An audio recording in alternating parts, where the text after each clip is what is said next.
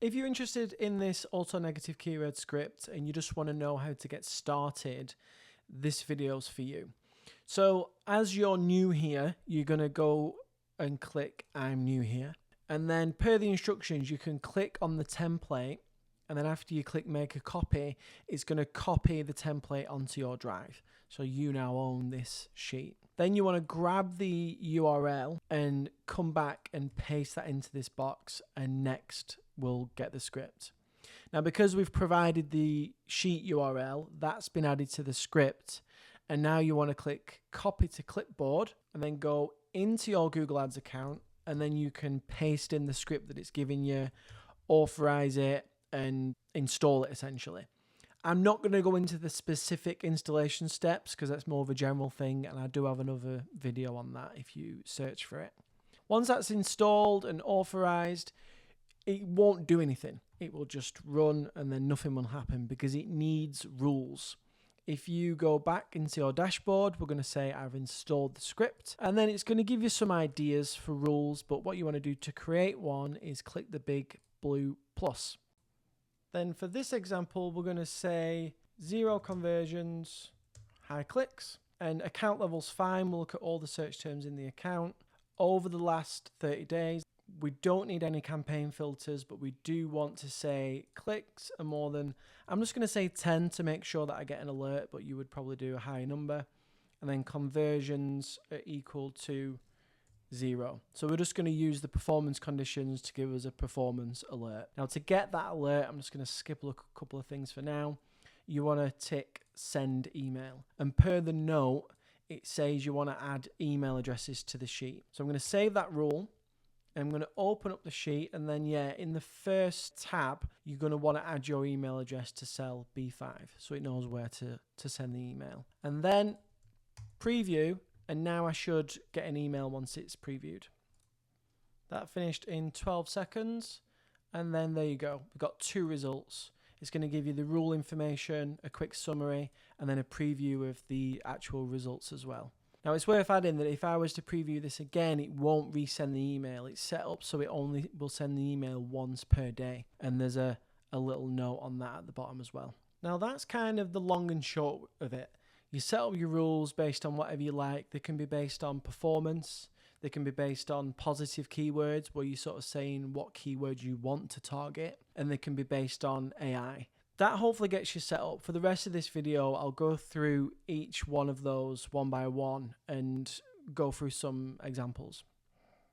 Let's look at positive keywords, which is kind of a way of bringing back keywords in that you type in what you want to target, and then everything else will be negated. So I've added medical autoclave. I'm going to go at ad group level because that's where I want the negative keywords to be added, and that will also segment the report.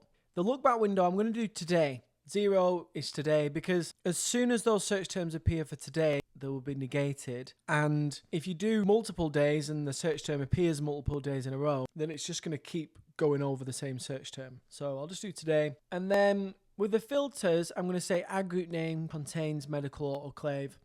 In this instance, that will only match one ad group. You can also do not contains and regular expression contains if you're into that type of thing. And then performance conditions. So again, you might want to only negate stuff that has so many impressions. This really depends on, I suppose, how many negatives you want to add. Maybe you're close to hitting limits and things like that. For me, I'm going to leave this blank.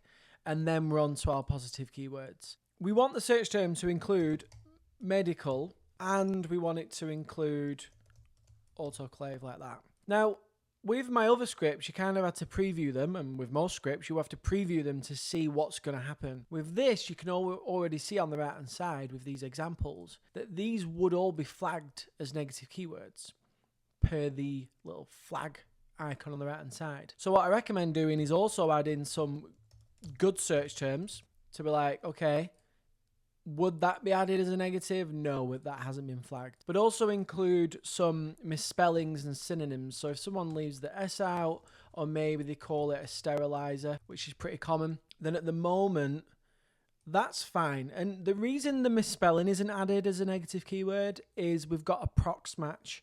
That's enabled by default, and I generally recommend. You can also do exact match if you sort of want to just include that term and turn off Approxmatch. But Approxmatch is good because obviously people make mistakes when they type things in, and if it's 80% there, then it's usually right. And you generally want to be careful you're not adding too many negative keywords, obviously, especially not for relevant terms. So we've got medical, we've got autoclave. Medical sterilizer at the moment would be added. So what I'm going to do is I'm going to say it can be autoclave or, and then sterilizer.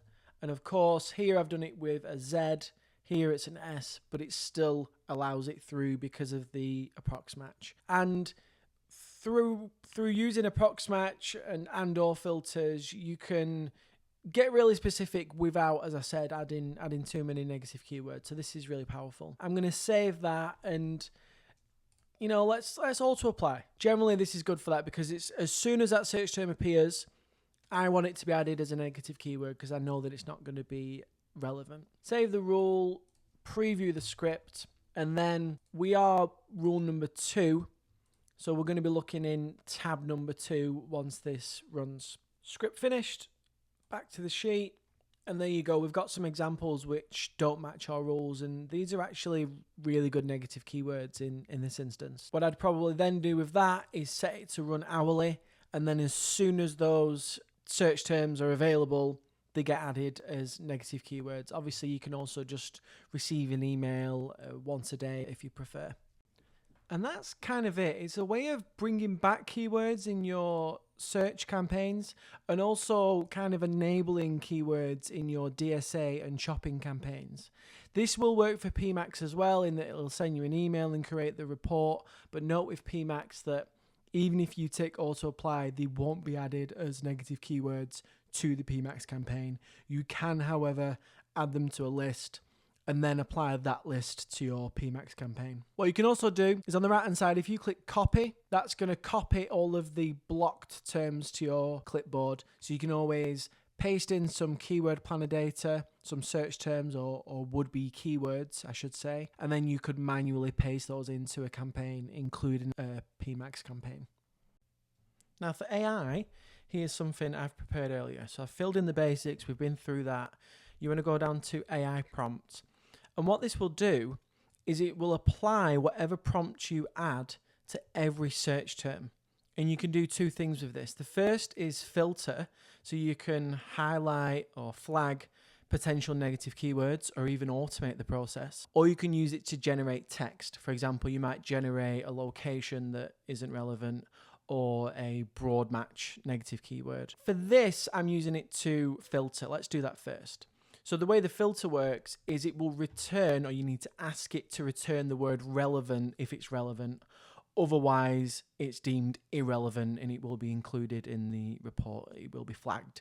What you can also do is you can include these variables. So obviously search term is the search term, but then you can say, is it relevant to the keywords and the campaign name and the ad group name? If you open up this info and example sheet, which is this, there's just that. There's information around the variables, so it's worth a quick read. And then you've also got all of these example prompts. So I've already copied this top prompt in. What I would also recommend doing is grabbing this and just have a play around with it in ChatGPT. I'll go through that in a moment. For now, I'm going to save this. I've disabled these 2, which you can do by just clicking these. And then I'm going to preview, and then we're going to see what that looks like just for the AI rule, which is rule number 3.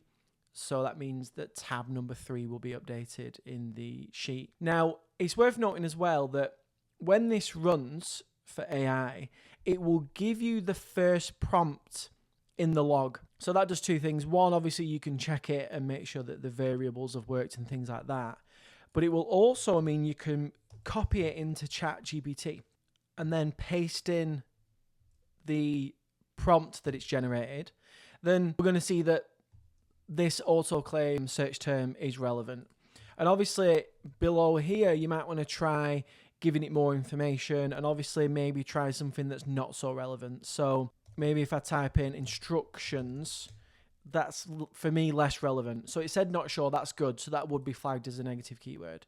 So have a play around with it, but note that when this does run, it's actually really cheap, and you can also change the model in your settings sheet as well, which makes things even cheaper.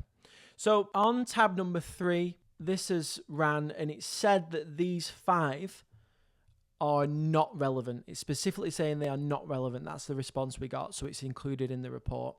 And again, going back to the dashboard, if we check auto apply negative keywords, and in fact we have, it's possible to set up a system that automatically adds negatives whenever the script runs, which can obviously run on a schedule. Now, personally, that's not something I would do. Just let AI choose and automatically apply stuff, at least on my accounts, but it's an option. I'd probably just have it generate the report, which does automatically, and send me an email if it finds anything. And then maybe if I'm happy, I can check this and run the script to apply the negatives or just add them manually. So that's it using the AI as a filter. But what you can also do is use it to generate text, as I said. So if I go back into the examples, I think location check's a great one. If you only operate in a certain location and it's going to look for anything outside of your location, this is great as well. So I'm going to paste this in. And to clarify as well, all of these filters above, they still apply. So these will apply first. So for example, you can make sure that it's got a certain number of impressions. And then on those search terms, we run our prompt. So let me save it. And then I'm gonna uncheck that actually, and then I'm gonna preview again. And then just to sort of show you what the prompt is doing, is it saying your job is to find broad match negative keywords. If the search term, and obviously that's where the search term will be included, contains any word that are not relevant to the following keywords, the campaign and ad group, then respond with the irrelevant word. So in other words, using my earlier example, it might respond with the word instructions, because that's a great broad match negative keyword. Because obviously exact match negative keywords are great, but they only exclude that one search term. Broad match, you're excluding potentially thousands of search terms by just adding a single word. So I wanted to include something that can help with that as well. So that's done. I'm going to go same rule. So you can see it's saying maybe the word supplier would be a good negative keyword. Now, this isn't all going to be gold. I think there's probably still going to have to be some manual checks. And again, you're going to have to work on the prompt, maybe to say to it, make sure you're extra certain and things like that. But it's certainly going to give you some really good ideas. And then you can go in and just grab whatever you need and then add them as negative keywords in the account. So this can be really powerful. That's just one example. Hopefully you can see the sort of things you can do with this. Now to close things out, let's have a quick look at performance conditions. Here are some examples. You can look at low CTR search terms, so maybe that's an irrelevant search term, or maybe the ad just isn't clicking with people. High CPC, for that I would usually look at today, so there aren't too many clicks. So as soon as you've got a click that's higher than you would like, you want to know about it. Zero conversions, high clicks we've discussed. A variant on that is high clicks plus high CPA. And don't forget that these can all be layered. So with this example, I'm saying yes, it's got a high CPA based on the performance conditions. And then you can also do an AI prompt. So this AI prompt is not going to run on many search terms. It's only going to run where you've got this high CPA and high clicks. So what are you going to do as a human? You're going to look at that search term and you're going to make a decision on it. So that's where you can use your prompt to sort of explain to it what's going on and ask it to make a decision and say, do I need to know about this essentially? And if you do, send yourself an email, put something in the rule name which will update the subject line, something descriptive, so you know what the AI is doing for you. And that's something you can review every now and again. And don't forget, you can also layer on your positive keywords, and all of these will run together. So you can sort of say, it's not relevant per my text rules. AI, what do you think? So it's all about essentially having a junior or executive PPC person, whatever they might do for you, think of it like that. I think that's about it. There's a couple of bits that I haven't covered, so it's worth having a bit of a click around. But if anyone has any thoughts or feedback or any issues whatsoever, please do send me a message on LinkedIn, or you can send me an email and I will get back to you. People often apologize when they send me an email, and you shouldn't. Like, I really appreciate when people get in touch because it means I can improve this stuff. So yeah, please do reach out. But that's it. Thanks.